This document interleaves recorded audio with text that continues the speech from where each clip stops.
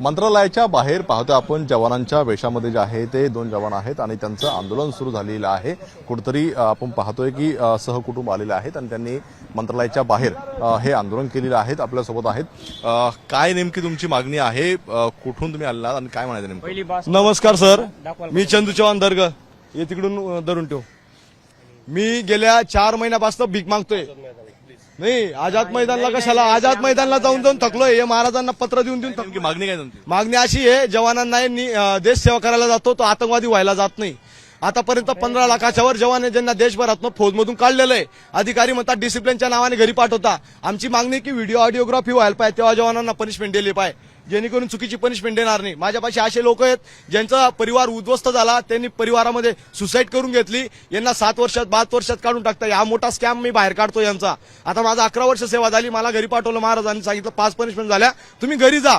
आणि मी त्यांना सांगतो या ज्या पनिशमेंट दिल्या त्या चुकीच्या दिलेल्या आहेत, सूड भावनेने दिलेल्या आहेत। 1950 काय नेमकी तुमची पनिशमेंट काय ठपका ठेवला तुमच्यावरती? तपका त्यांनी हेच ठेवला, तुम्हाला 5 रेडिंग इंटर झाला तुम्ही घरी जा, 5 रेडिंग इंटर झाला घरी जा। मी त्यांना सांगितलं या ज्या पनिशमेंट 1950 ऍक्ट प्रमाणे दिलेल्या आहेत याच्यामध्ये मानवाधिकारचं व्हायलेशन झालंय, माझी गोष्टी ऐकलीच जात नाही, म्हणून त्यांनी मला आता पनिशमेंट दिल्यानंतर घरी पाठवलं। आणि मला भारतामध्ये कुठंच नोकरीचा अधिकार नाही, प्रायव्हेट कंपनीत जरी गेलो तिथे एक व्हेरिफिकेशन जाईल, मिलिटरीमधून काढलं याला, म्हणून गेल्यानंतर ते प्रायव्हेट कंपनीवाले बी आम्हाला घेणार नाही। आता 12 लाखाचं कर्ज आहे, हा 2 वर्षाचा बाड आहे।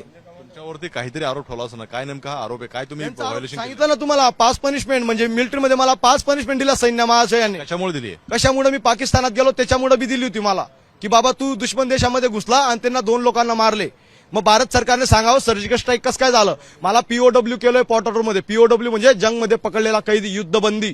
मग जो मी युद्धबंदी होतो मला शिक्षा का दिली? अभिनंदन महाराज सभी आले होते, अभिनंदन अफसर होते, त्यांना मेडल लावली छातडायला, आणि आम्ही भीक मागतोय कोटरा घेऊन। आम्ही पाकिस्तानात गेलो होतो म्हणून, आणि हे जी सीमा हैदर आली तिला तिकीट देत आहेत, तिला नोकरीची ऑफर देत आहेत, आणि आम्ही देशात आतंकवादी झालोय। आम्ही पाकिस्तानामध्ये जॉबला जातोय आता, हे पत्नीला घेऊन। हे बघा तिथं बसते रडते। तुम्ही सोबत होता? नाही, मी वेगळे, माझं सीआरपीएफ मध्ये 29 बटालियन मध्ये सीआरपीएफ मध्ये कार्यरत होतो। माझं नाव शिवप्रसाद बिला पाटील।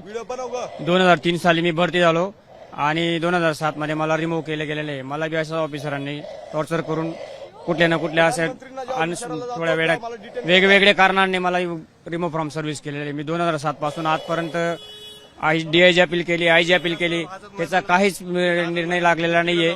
शेवटी आता मागणी काय तुमची? आमची मागणी इथून हलणार नाही, आम्ही आतंकवादी आहेत, आम्हाला जेलमध्ये टाका, नाही तर आम्ही जाणार नाही, इथंच भीक मागू, आम्ही जेलमध्ये टाकून द्या, आम्ही आतंकवादी आहेत। तुमच्यावर ठपका ठेवलेला आहे की तुम्ही कुठेतरी व्हायोलेशन केलेलं आहे, तुम्हाला मान्य नाही का? कसं काय मान्य राहिलं असतं तर मी शिक्षा केलं असतं का एवढं?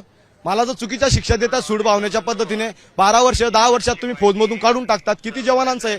मी 10-15 दिवसापासून भीक मागतोय, 4 महिन्यापासून भीक मागतोय, कोणी ऐकायला? कोणी दिली चुकीची शिक्षा तुम्हाला?